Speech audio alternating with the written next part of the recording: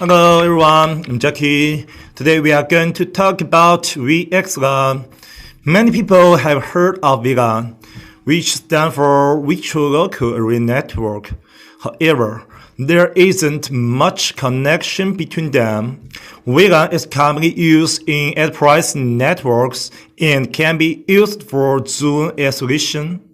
By using VLAN, a large LAN can be divided into many smaller LAN, but different VLANs are not interconnected, providing second layer protection. VxLAN is mainly used in these centers and is mainly used to solve virtualization migration issues. Some people may wonder why VxLAN is used for virtualization migration. Nowadays, servers used in enterprise data centers are virtual machines, which are like dividing physical servers into subsystems called tenants.